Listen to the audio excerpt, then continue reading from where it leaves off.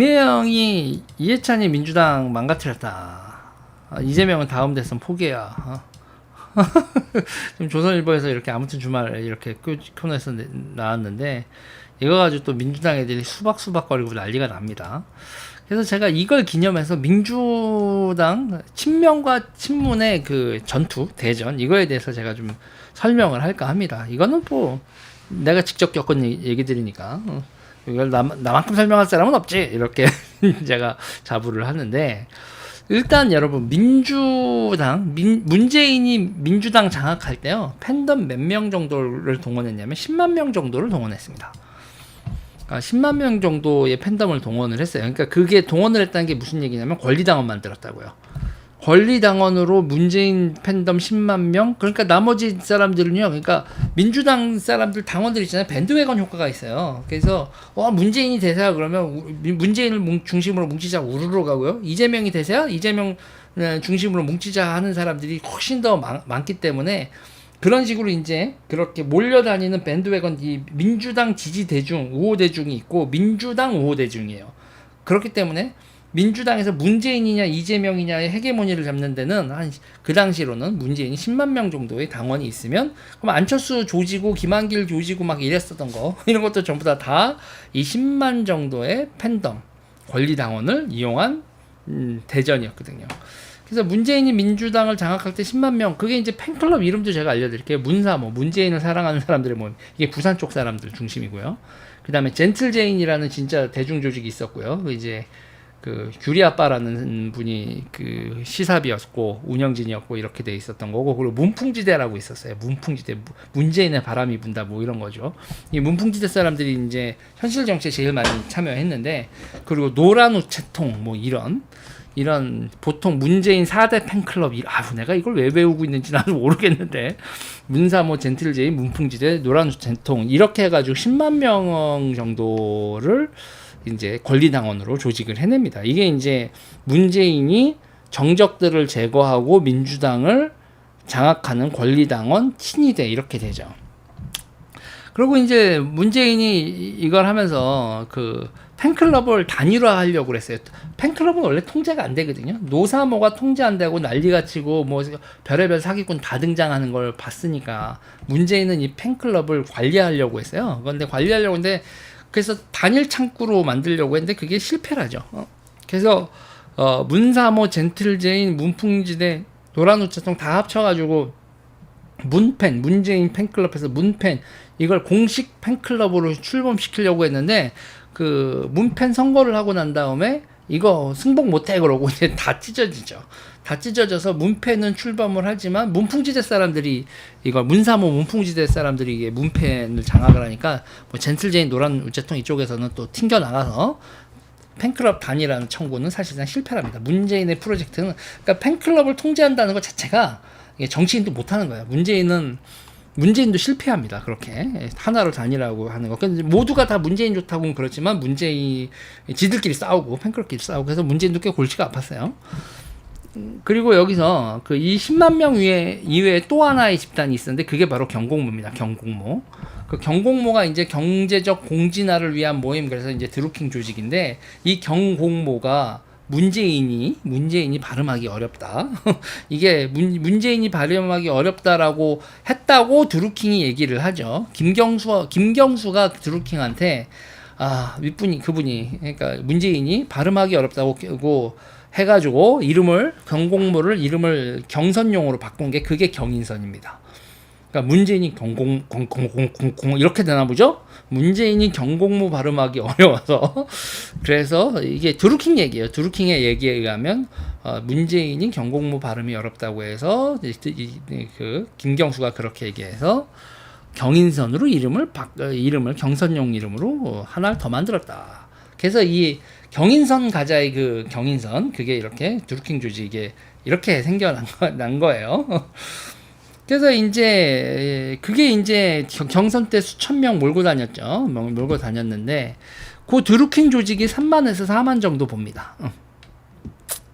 드루킹 조직을 이게 3만에서 4만 되니까, 그러니까 문재인이 동원한 그 권리당원 조직은 문팬 쪽, 그러니까 문재인 팬클럽 쪽 10만, 드루킹 3에서 4만 정도, 이렇게 해서 4만, 아니 13, 4만 정도. 이게 문재인 그 김경수하고 이렇게 다 하고 문재인 사단이 직접 문재인 캠프가 직접 관리하던 그 팬클럽 규모가 한 14만 정도 이렇게 되고, 요 사람들이 팬클럽이다 권리당원으로서 민주당을 문재인이 잡아먹는데 전위부대였다. 뭐 이렇게 됩니다. 그리고 여기서 내에서도 이제 이렇게 돼 있지만 실제로 코어 지지자 규모는 3천 정도를 넘지 못했었습니다. 이 3,000명을 저는 거의 다 전국 돌아다니면서 거의 다 한 번씩 본 것 같은데, 한 3,000명 봤을 거예요, 다. 밥 먹고 뭐 한 사람이, 제가 여기서 저 사람들 중에서 거의 다 한 번쯤은 얼굴을 알고, 주요 인물들은 제가 다 아는데.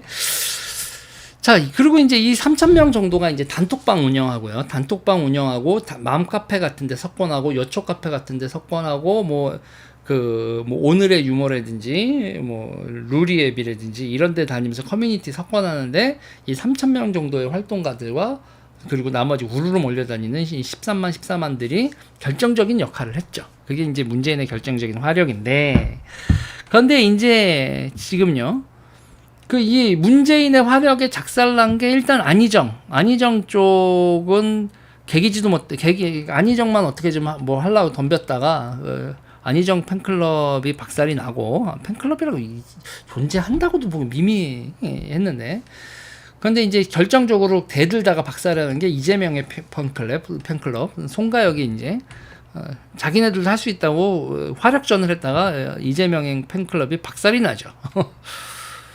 그러면서 이제 그때 이재명 팬클럽 쪽에서 견적을 낸 게, 문재인 세력을 누르기 위해서 필요한 권리당원은 20만이다. 20만 정도다라고 얘기가 나오는 거예요. 그러면 저쪽, 그러고 나서 이재명하고 이해찬이 연합을 하죠. 이해찬하고 이재명이 연합을 하는데 20만 명 있으면 문재인을 이기는 거고, 문재인 세력을 박살내야 되잖아요. 그래서 저쪽하고 이해찬, 이재명 쪽이 문재인 박살내려고 맨 먼저 한 게 뭡니까, 여러분? 드루킹 박살내기예요.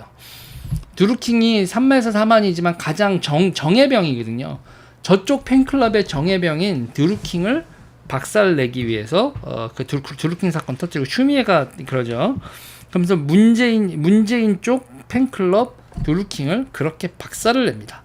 그리고 자기네들 20만 권리당원 양병을 준비를 하죠. 그리고 팬클럽, 그리고 그렇게 되는 거고, 그게 이제 그 20만 명이 현실화된 게 지금 친명 개딸들입니다. 개딸들이 20만 명이에요. 권리당원으로 입당한 개딸들이 딱 20만입니다. 20만. 그러니까 친문 팬덤을 밟기에는 충분한, 제가 오래전부터 이해찬, 이재명이 계획했었던 20만 친명 권리당원이 드디어 탄생을 한 거죠. 그래서 지금 상태에서는 이 20만 명 같은 경우에 저는 얘네들이 어디서 꼬은 게 너무 티가 나요. 그래서 이 개딸 도대체 어디서 넣은 거냐 해서, 이 조직적인 온라인에서, 오프라인에서는 참 비실비실한데, 오프라인 보면 아직도 그거거든요. 친문이 더 세요. 이 친명보다. 이 개딸들 오프라인에서 왔다 갔다 하는 거 보면은 아직도 그 손가역 시절 정도의 쪽수만큼밖에 안 되거든요.